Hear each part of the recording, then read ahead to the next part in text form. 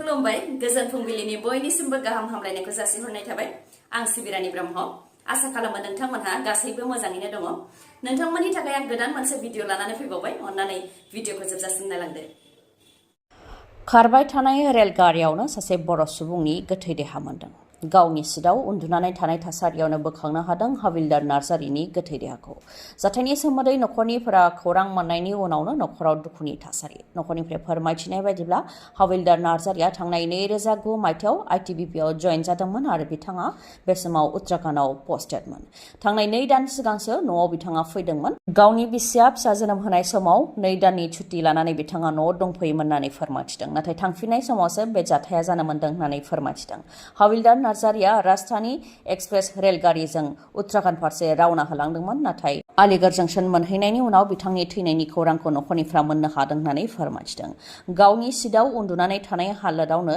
हाविलदार नार्जारिनि गोथै देहाखौ मोननो हादों होननानै फोरमायथिदों बेनिखायनो बे जाथायाव सोरनिबा आखाइ थानायनि सन्देह खालामनायखौ फोरमायथिदों नखरनिफ्रा जायनाखि हाविलदार नार्जारिया जेबो निसा बुस्थु जायामोन जौ सिगारेट बेफोरबायदि जेबो लायाखैमोन बेनिखायनो सोरबा सुबुङा बिथांनो निसा बुस्थु जाहोनानै बेबायदि बुथारदों जानो हागौ होननानै सन्देह खालामदों आसाम सोरखारनिफ्रायबो नायबिजिरनायाव जाहाथे मदद होयो बेनि थाखाय खावलायहरदों नखरनिफ्रा फोरमायथिनाय बायदिब्ला हाविलदार नार्जारिया सालमारानि खगारपुर धुलावरा गामिनि थागिबिमोन थांनाय 2009 मायथाइयावसो आईटीबीपीआव जयेन जादोंमोन बिथाङा नाथाय अबथिरायै जिउ खोमानो गोनां जाबाय आरो दुखुनांथावै गावनि 1.5 दानल' जानाय उन्दै फिसाजोखौ गारनानै बे बुहुमनिफ्राय अराय समनि थाखाय बिदाय लानो गोनां जाबाय हाविलदार नार्जारिया आं दिसपुराव थाङा आं BTCआवनो थागोन दिसपुराव आंहा जेबो खामानि गैया नाथाय BTCआव मावनो गोनां गोबां खामानि दं बे खोथाखौ रोखायै फोरमायथिदों हाग्रामा महिलारिया UPPL आरो BPF ज' जानायनि सायाव गिबि खेबनि थाखाय खुगा बेखेवदों हाग्रामा महिलारिया ज' जायोब्ला मोजां आरो ज' जानायखौ हास्थायो होननानै बुंथियो बिथाङा ज' जाना सावरायनायनि सायाव बिथाङा बुंथिबावदि UPPL निफ्राय 6 आरो BPF निफ्राय 3 दैदेनगिरिफ्रा सावरायगासिनो दं नाथाय सावरायबाय थानायनि गेजेरावनो UPPL नि माखासे दैदेनगिरिफ्रा ब्लेकमेल खालामदों आरो BPF खौ फोजोबस्रांनो नाजादोंसो होननानै बुंथियो UPPL BPF ज' जाखासिगोन आरो हाग्रामा महिलारिया दिसपुराव थांनानै मन्थ्रि जाहैसिगोन आरो प्रमद बर'आ BTCनि चिफ जाफिनसिगोन होननानै UPPL नि माखासे दैदेनगिरिफ्रा बांसावदों जाय नंखाय होननानै बुंथियो हाग्रामा महिलारिया आरो ज' जानायनि मुङाव सावरायफ्लानानै BPF नि मानसिखौसो बोलांगासिनो रां होनानै आरो प्रमद बर'आ चिफ जाखासिगोन होननानै BPF निखौ लांगासिनो दं होननानैबो फोरमायथिबावो नाथाय जुदि सावरायफुबाय थानायनि गेजेरावनो बेफोरबायदि बांसावोब्ला सावरायनाया ओंथि गैयै जागोन होननानैबो बुंथिबावो हाग्रामा महिलारिया UPPL दा गैला लाथिख' जाबाय बेनिखायनो गिनानै ज' जानायनि बाथ्रा सावरायदों नाथाय आं दिसपुराव थाङा BTCआवनो थागोन आरो 2025 मायथाइयाव BPF दोलानो सोरखार दानाया 100% होनानैबो गोख्रोङै दाबि खालामो हाग्रामा महिलारिया मख'नो गोनांदि जमदुवार ब्लकआव BPF दोला जयनिं हाबाफारि लादोंमोन जेराव समाज सिबियारि उइलियाम नार्जारिजों लोगोसे 4,000नि गोबां सुबुंफोरा BPF दोलाव हाबफैदों जयनिं जाफैनायफोरा UPPL BJP आरो कंग्रेसनि मददगिरिफोरमोन होननानै फोरमायथिदों हाग्रामा महिलारिया ओजोंहाय बिटिआर गोरोबथानि दफाफोरखौ मावफुंनायाव गेहेलेम जानायखौ लानानै बिक्रम दैमारियाबो प्रमद बर' आरो बिश्वजित दैमारिखौ गाग्लोबो प्रमद बर'आ बिटिआर गोरोबथाखौ मावफुंनायनि समायखौ गोबां गोजानाव दोनबोबाय आरो बे समखौ बिथाङा मोनफिननाय नंला होननानैबो बुंथियो बिक्रम दैमारिया लोगोसे बुंथिबावदि बिटिआर गोरोबथानि गेजेरजों बिटिआरनि लाइमोनफोरखौ साख्रियाव थिसननायनि खोथा दंमोन स्कुल कलेज सोरखारि खालामनायनि दफा दं नाथाय बेफोरखौ प्रमद बर'आ हायासैब्लाबो बिश्वजित दैमारिया एसेबां गेदेर बिबानाव जिरायनानै मावफुंनो हानो नांगौमोन जेरावनाखि बिथांनाव आयेन बानायनो हानायनि गोहो दं होननानैबो बुंथिबावो बिक्रम दैमारिया पेट्रल पाम्पआव लुथिनाय जाथाय पेट्रल पाम्पआव मावनाय मावथिखौ लांनानै गाज्रि बुग्लिनायजों लोगोसे 40,000 रांखौ लुथिनानै लांदों दाखाथिफोरा धुब्रीनि पेट्रल पाम्पआव जादों बे लुथिनाय जाथाया गासै जाथाया सीसीटीवी केमेरायावबो सेबखांजादों सीसीटीवी केमेरायाव नुजानाय बायदिब्ला 3 दाखाथिफोरा मटरसाइकेलजों फैनानै पेट्रल पाम्पआव मावनाय मावथिखौ लानानै गाग्लोबहैदों आरो बुथारनो नाजादोंमोन उनाव पेट्रल पाम्पआव थानाय 40,000 रांखौबो लुथिनानै लानानै थांदों दाखाथिफोरा उनाव जाथायनि सोमोन्दै बुजाग्रा सुबुङा एफआइआर होनायनि उनाव 3 दायनिगिरिफोरखौबो हमनो हादों सीसीटीवी केमेरा फुटेजनि सायाव बिथा खालामनानै 3 दायनिगिरिफोरखौ सिनायनो हादों हमजानाय 3 दाखाथिफोरनि मुङा जाहैबाय सन्जीब दास साद्दाम हुसैन आरो जाकारिया शेख जानो गोनां उफ्रा बिसायख'थिखौ लानानै थागथियारि जादों बिजेपि, एजिपि आरो UPPL राजखान्थि दोला। फैगौ अक्ट'बर आरो नभेम्बर दाननि गेजेरावनो उफ्रा बिधान सभा बिसायख'थिया रायजोआव खुंजानो हागौ होननानै फोरमायथिदों गिबि मन्थ्रि डक्टर हेमन्त बिश्व शर्मा बिथाङा। मख'नो गोनांदि उफ्रा बिसायख'थिखौ लानानै जयै सावरायनो थाखाय गिबि मन्थ्रि डक्टर हेमन्त बिश्व शर्मा बिथाङा चिरां आरो बङाइगावआव मैया दावबायफैदोंमोन, जेराव बिजेपि, एजिपि आरो UPPL जयैनो सावरायलायदों। सिडली बिधान सभा बियाबाव UPPL, बङाइगावआव एजिपि आरो बिहाली, धलाई आरो सामुगुरियाव बिजेपिआ गेलेगोन होननानै फोरमायथिदों बिथाङा। अरुप कुमार देनि सोमोन्दैबो फिननायखौ होदों CM बिथाङा, जायनाखि अरुप कुमार देनि सायाव बे समाव रायजो राजाफ्रा गुबुन गुबुन अजद होबोबाय थादों, जेरै मानसि बुनाय अजद, आइजोजों लेथ्रा राव रायज्लायनाय बायदिफोरा गोसारनाय, बेखौ लानानै गोबां सावरायदों। नाथाय मानो अरुप कुमार देनि सायाव प्रमद बर' आरो बिजेपिआ जेबो राहा लायाखै, बेफोरखौ लानानैबो गोबां सोंथि खालामबोदों। बेनि सायाव गिबि मन्थ्रि बिथाङा बुंथिदों दि अरुप कुमार देखौ गुवाहाटियाव लेंहरनानै बुजायनाय जादों। अरुप कुमार देआ सावरायजानायाव बांसिन हाबदों आरो बांद्राय गां फुवारनो नाङा होननानैबो बुंथियो बिथाङा।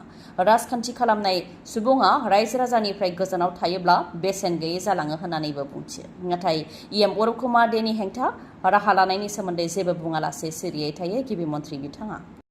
लावखार ओंखाम जानो थांनाय सासे लाइमोना दैयाव गबनानै अबथिरा जिउ खोमानो गोनां जादों। चिरां जिल्लानि बिजनी फानबारियाव थानाय रानि गाथोनाव लावखार ओंखाम जानो थांनायनि उनावनो जादों बे दुखुनांथाव जाथाया।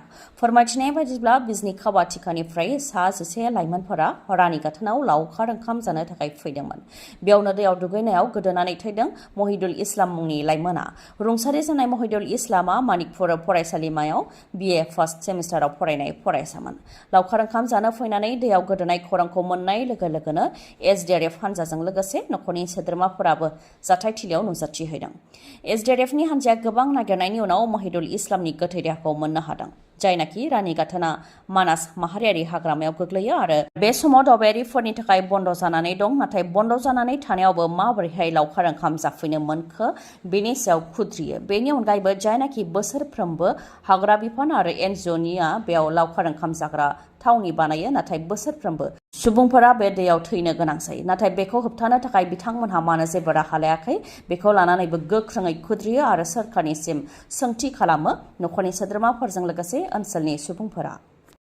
गुवाहाटीनि श्रीनगर 6 नं बायलेनाव मोनसे गिख्रंथाव जाब्रबथाय। फारियै गासै गं 10 नि गोबां गेस सिलिन्डार बेफ्रुदों, जायजों गं 9 निफ्राय गं 10 नखरा खामनानै सेवहांगार जादों।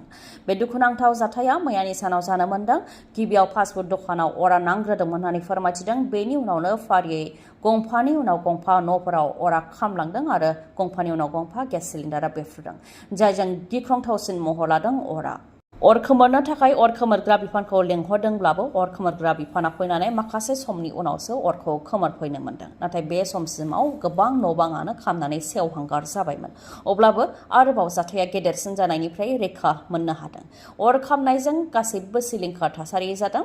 न'आव थानाय गोनां मुवा बेसाद, लेखा पत्र गासैबो खामनानै सेवहांगार जादों, जायखौ लानानै मेगनाव मोदै हुगारदों नखरनि सोद्रोमाफोरा। जरहाट मेडिकेल कलेजाव मोनसे दुखुनांथाव जाथाय। बिसिया फिसा जोनोम होनायनि 10 मिनिट सिगांनो बिफानि जिउ खहा। 3 थाला बिल्डिंनिफ्राय गोग्लैनानै हरखाबै जिउ खोमानो गोनां जादों बिफा भबेन सन्दिकआ। बे जाथाया जरहाट मेडिकेल कलेजाव जानो मोनदों। भबेन सन्दिक बिथाङा शिबसागर माजबारिनि थागिबिमोन। फोरमायथिनाय बायदिब्ला बिसिखौ डिलिभारि केसनि थाखाय जरहाट मेडिकेल कलेजाव लानानै फैदोंमोन, नाथाय सिजारियेन जागोन आरो थै नांगौ होननानै भबेन सन्दिक बिथाङा नखरनि सोद्रोमाफोरनोसो खोन्थाहरदोंमोन। बेनि उनावनो भबेन सन्दिकआ बिल्डिंनि 3 थालानिफ्राय गोग्लैनानै जिउ खोमानो गोनां जादों। गिबियाव बिथांखौ देहा फाहामसालियाव थिसननानै फाहामथायबो होनाय जादोंमोन, नाथाय बिथांखौ रैखा खालामनो हानाय जायाखै। मा जाहोननि थाखाय बे जाथाया जानो मोनखो, बेखौ लानानै साननायाव गोग्लैदों नखरनिफ्रा। बिसिनि बेबायदि थासारिखौ नुनानै बांद्राय साननायनि थाखायनो खर' गिदिंनानै बेफोरबायदि जाथाया जानो हागौ होननानैबो सन्देह खालामदों। फोरमायथिनाय बायदिब्ला भबेन सन्दिकनि बिसिया फिसाज्ला जोनोम होदोंमोन, नाथाय फिसाज्लाखौ नुनायनि सिगांनो, अदेबानि 10 मिनिट सिगांनो अबथिरायै जिउ खोमानो गोनां जाबाय बिथाङा। लन मेला आरो एक्सचेन्ज मेला। गोजोन्थों खौरां, काजलगावनि MMH अट' हन्डा श'रुमा नोंथांमोननि थाखाय लन मेला आरो एक्सचेन्ज मेला खुंनो आखायाव लादों। बिश्वकर्मा फुजाजों लोब्बा लाखिनानै फोसावदों गोबां अफारफोर, जेरै mixer grinder, LED TV, 5 litre थाव, iron, cycle, electric kettle, blanket, dinner set, electric rod आरो रुम हिटार बेफोरनि मादाव जायखिजाया मोनसे जोथोबखौ नोंथांमोनहा मोनथारनो हागोन। बेनि अनगायैबो बेसेन नाङालासे गंनै हेलमेट मोननो हागोन, 1000 रां केशबेक मोननो हागोन आरो गोजाम गारिखौ सोलायनानै गोदान मटरसाइकेल बा स्कुटि लानो हानायनिबो खाबु दं।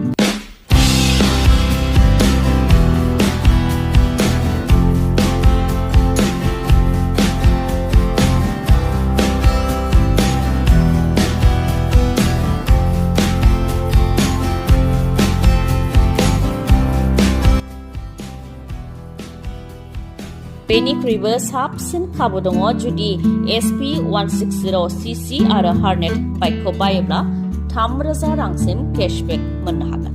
लोगोसेनो काजलगावनि MMH अट' हन्डा श'रुमाव खम रां होग्रोनानैनो आरो खम सुतनि हारजोंनो गोदान मटरसाइकेल बा स्कुटिखौ नोंथांमोनहा मोननो हागोन आरो गोरलैयै फाइनान्सआव मटरसाइकेल बा स्कुटिखौ बायनो हानायनिबो खाबु दं।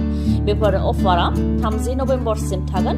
माबाफोर मिथिबावनो लुबैयोब्ला 8720957824 नङाब्ला 6026428346 बे नाम्बाराव खौरां लानो हागोन। गोजोन्थों। दिनैनि भिडिअआ एसेनोसै। गाबोन आरो गोदान भिडिअजों लोगो मोनफिनबावगोन।